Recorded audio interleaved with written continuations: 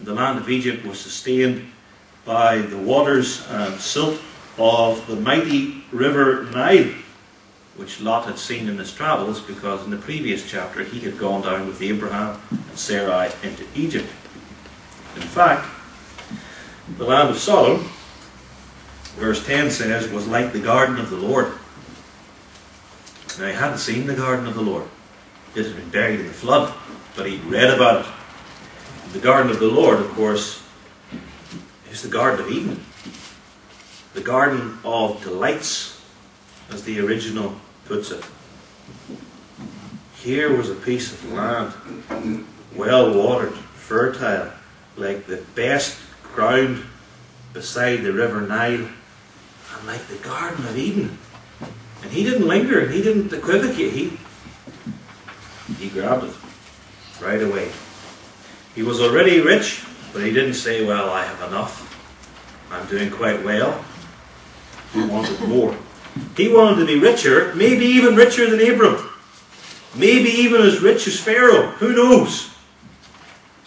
And he wanted these riches desperately. Larger herds, more sheep, more goats, more cattle, more silver, more gold.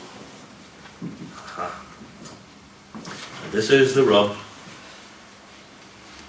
He wanted this wealth so desperately that he was prepared to take a chance. He knew it was a chance. He was willing to take a risk. And that's what happens in general when we are consumed and controlled by some ardent desire. If that becomes the number one thing for us, if ever there's a conflict, there's already a conflict, because you're to seek first the kingdom of God first, you're already fallen. But if ever there's a conflict between that thing and the kingdom of Christ, then you'll make sacrifices. You'll sacrifice the truth. You will sell the truth and not buy it. That's what happened. Lot. And again I say, Lot despised homosexuality. But he was willing to overlook Sodom's sins in order to gain access to the wealth of the city and its surrounding lands. The Apostle Paul in 1 Timothy chapter 6 deals with this sort of thing. 1 Timothy 6 verses 9 and 10. But they that will be rich, and will does not simply mean future tense.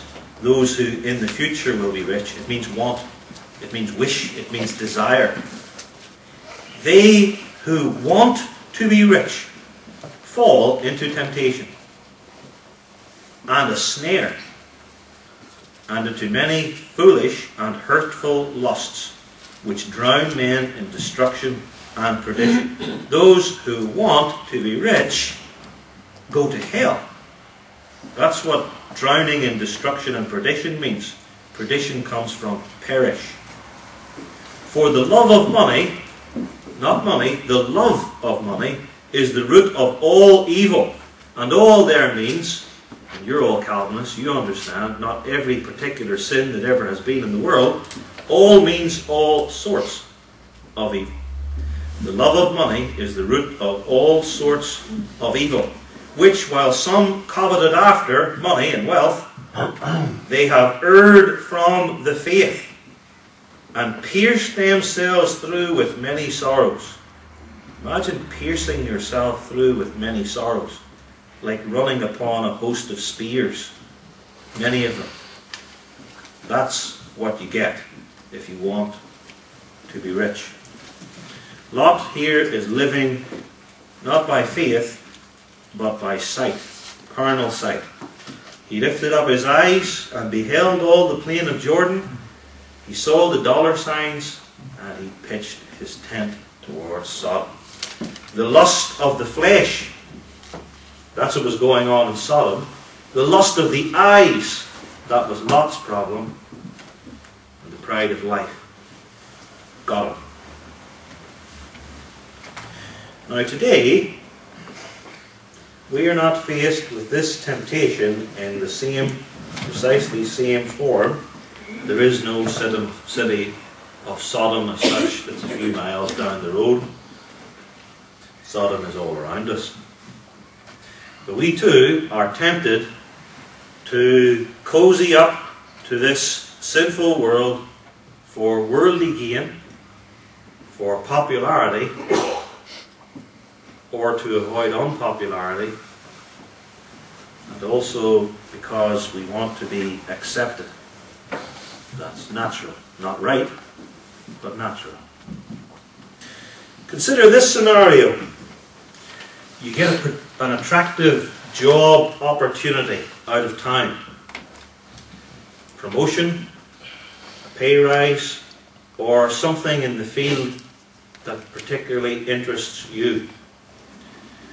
There's just one problem. Just one. There is no faithful Reformed church or fellowship in the area. So, you think it'd be good for your family, you get a nicer house, you get a better car, you get better pay, there's more opportunities for promotion, better holiday, and all the rest of it. And so, you can add them all up, and you can come up with maybe 10 for going, and 1 against, and you say, well, that's 10 to 1, I should go. But it's not just numbering, it's weighting. You've got to weight each of those things. Then you say, well, I may only be there for a year or 2 years. But of course the truth is you don't know. You don't know how you'll feel after a year or 2 years.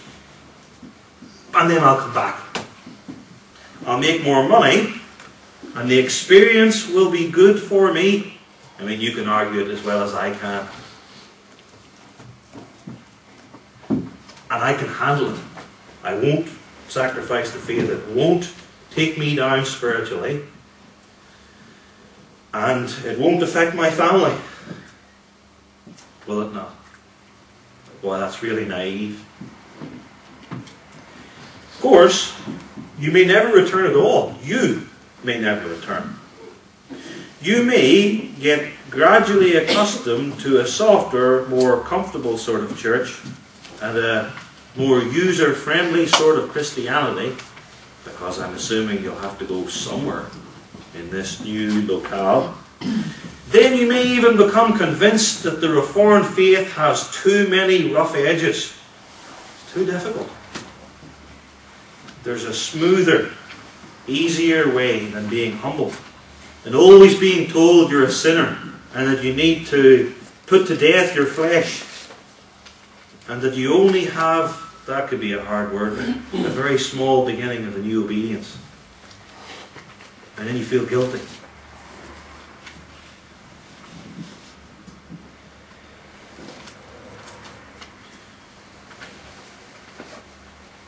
So you just don't bother.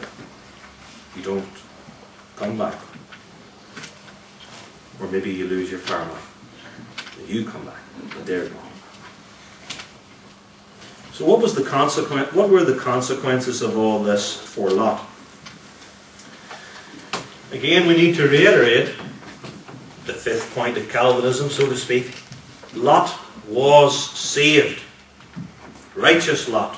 Just Lot, he's called in 2 Peter 2. He was saved. But this whole experience for him came at a terrible cost. He lost years of fellowship with Abraham and the blessedness of his faith. The locusts ate those years up. In chapter 14, he is humiliated by being taken into captivity with the Sodomites. And then he has to live day by day in that city, vexing his righteous soul with the filthy lives of the homosexuals. That's what 2 Peter 2 says. Vexing his righteous soul.